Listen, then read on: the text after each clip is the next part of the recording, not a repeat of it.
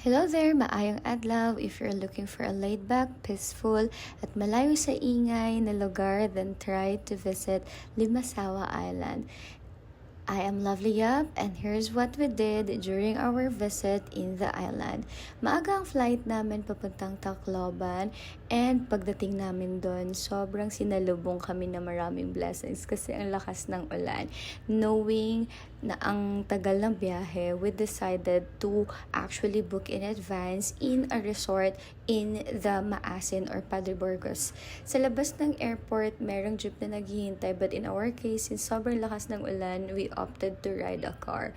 And then hinatid kami doon ni Kuya sa Caltex and sa hindi pa open na 7-Eleven. Sumakay kami ng van Pamaasin. So from there, our travel time is actually 5 hours. After 5 hours, pumunta kami sa metro to look for food. Akala ko may lechon, pero wala. So instead, bumili na lang kami ng tinapay, groceries, especially tubig, para meron kaming food. Dumaybaon kami. So after nyan, lumabas kami ng terminal, sumakay na kami ng jeep. This is no ordinary jeep, guys, by the way. So do not expect kasi maliit siya. And we traveled from Maasin to Padre Burgos for 1 hour. So here, malakas pa rin ang ulan. Pagdating namin ng Padre Burgos, sumakay kami ng tricycle and hinatid na kami sa Blue Deep Resort where we stayed for a night kasi for me, it's really impossible to travel yet papunta ng Limasawa. And after that, nag-freshen up lang kami and we eat for, eto na yung namin na food. So, after that, naglibot lang kami sa area, kumain ng dinner, and naging thankful kay Lord. The next day, maaga kaming umorder na aming breakfast. So, since medyo umaambon pa rin at very cloudy pa rin, we decided na i-enjoy na lang yung stay namin dito. And decided na hintayin munang umaraw bago kami bumiyahe papuntang Limasawa Island. At nag-enjoy naman kami kasi parang kami lang ang nandun sa area. After that, around 9 a.m., pumunta na kami ng Padre Burgos Port. Need mo lang isulat ang pangalan mo. Nagbayad kami ng 150 pesos para sa Evershine na boat. And guys, I'm telling you, doon pa lang sa port, sobrang ganda na ng tubig. So while waiting, bago umalis, bumili muna kami ng food and mag-check ang Coast Guard to wear your life jacket for safety purposes, of course. So meron na kaming bawang food para pagdating doon, kakain na lang. And guys, this is Limasawa. Pagdating nyo pa lang, kita mo na ang signage. So, sumakay lang kami ng tricycle. Hindi namin to contacted papunta sa aming accommodation. For 10 minutes lang. 50 pesos lang ata binayaran namin dito. And look at that. Just in front of our accommodation, ayan na po yung dagat. And walang katao-tao. So, sakto, kumain muna kami. Walang plates, walang arte. Laban na yan kasi gutom. And naglakad na kami after kasi madadaanan lang yung isa sa mga tourist spot, which is the National Shrine. And sobrang sacred ng lugar. So, we offered a prayer. After that, mas pinili naming maglakad papunta sa Magellan's Cross. And ito yung kasama namin. Hello, Doggy. Thank you sa pagsama sa amin. Ayan. So, sobrang nakakapagod pero worth it. And kita pa rin po na basa-basa pa rin po dyan kasi according to them, may malakas talaga ang ulan for 2 days. Then, just in front of the National Shrine, pwede kayong bumili ng merienda. May pizza, may mga shakes, and all. Then, after nyan, bumalik kami sa accommodation para mag-enjoy at solong-solo namin yung dagat. The next day, bumili lang kami ng fried chicken. Nagpasalamat kay Lord for everything na meron kami at na-experience namin.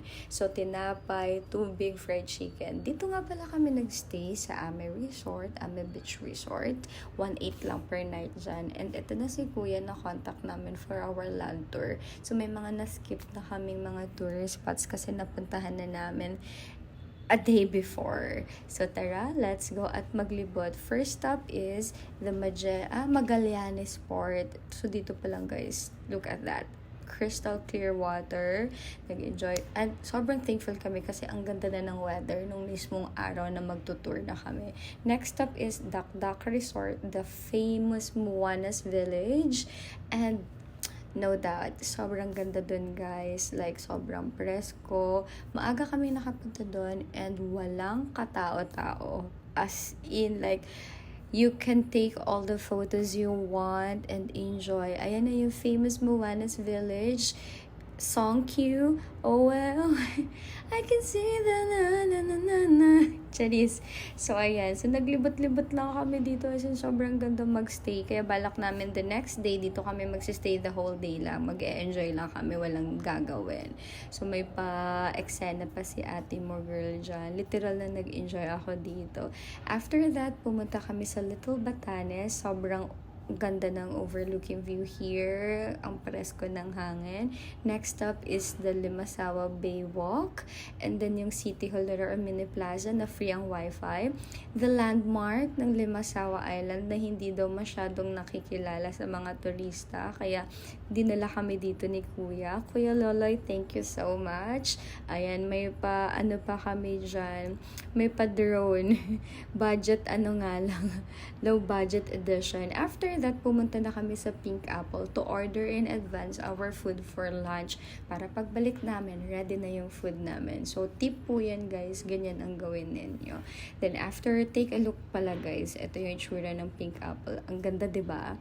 So, bumiyahin na kami. Yung next namin na stop will be Island Lagoon. Here, maglalakad kayo guys ha, and then, dapat comfy yung suot yung damit, especially yung slippers nyo.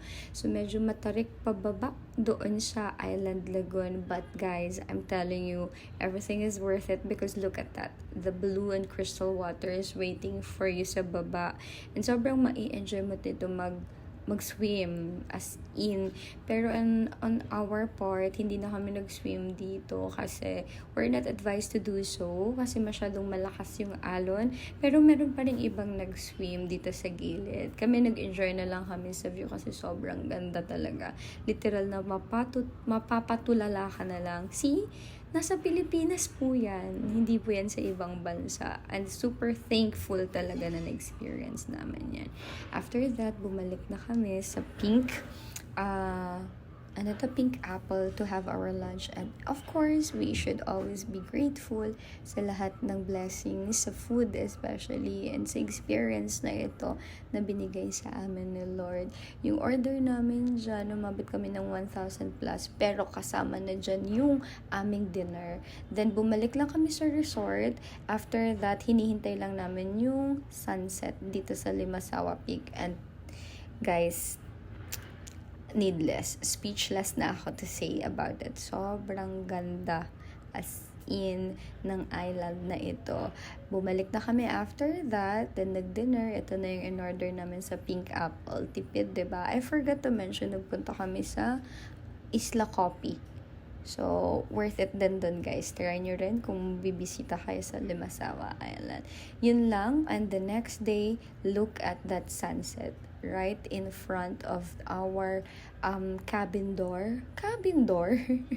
So, yung breakfast namin ulit guys, same pandesal. Merong nagbibenta ng pandesal 5 pesos. Nakabili kami ulit ng fried chicken, 20 pesos. Then, yung mango is 40 pesos. Yung natira naming tinapay at palaman, busog. Then, nag-decide kami na pumunta ulit sa National Shrine. Ayan siya kaganda na okay na. Then, as I have told you, we plan to actually visit and spend the rest of the day sa Dakdak. So, wala pa rin katao-tao, guys. And just like we usually do, order kami in advance ng food para pagdating ng kain time, kakain na lang, hindi na kami maghihintay. And ito yung kanilang menu, guys. Yan. So, parang umabot din kami dito ng 1,000 kasi sinabay na rin namin yung order namin for dinner para hindi na kami maghahanap ng food pagdating ng dinner kasi naka-order na kami in advance. Ganun din yung gawin nyo guys pag nasa Limasawa kayo. Ayan, so far okay naman yung food and yan, in-enjoy na lang namin yung sa dagat. Muni-muni. Actually, makakatulog ka dito kasi may upuan, may table, may mga puno, may lilim, hindi siya mainit, guys. During lunchtime, ito yung on-order namin. Fried fish, tinolang manok, tapos yung dinner namin adobo. Sobrang busog-lusog lagi dito. Food is life. Kahit, ang sarap kaya kumain pag nasa dagat ka, diba? So, ayan. Next namin ginawa, in-enjoy our remaining time here in the island. Laid back, walang iniisip na trabaho, walang iniisip na kahit ano. It's a really good pause, no, a much needed break to think, to your perspective, no. And bonus guys, ang dami namin nakitang sea turtles, literal na nasa gilid lang siya, sa shoreline lang siya, kasabay mo siyang mag-swim, kasabay mo siya sa tubig, even yung mga fish kitang-kita, ganun ka-clear yung water dito. And on our way home, dito na kami, saka lang kami nagpa-picture dito sa famous Limasawa signage pag uwi na namin. And then maaga kami pumila kasi mabilis mapuno yung bangka. And then maliit na Evershine ang nasakyan namin. So kahit maganda yung panahon, maaraw, pero ang lakas ng alon guys. Sobrang lakas ng alon. Literal na para kaming dinuduyan. But wala namang problem. We are safe. Thank you, Lord. Safe kami na nakabalik. Ang naging lang dito, guys, is hindi kami nag-dock sa Padre Burgos kasi it's very impossible daw to dock there kasi sobrang lakas ng alon. So, instead, dun kami sa isang port. So, since hindi naman talaga siya parang official, ano ba yung term dapat? Hindi siya official na port. So, instead, hindi kasi makaano dun yung bangka. So, may maliit na boat na sumalubong sa amin, sasakay ka ulit. Kaya, I advise, huwag po kayong mag-shoes. So, kung nakita nyo po yung previous post ko, wear comfortable OOTDs.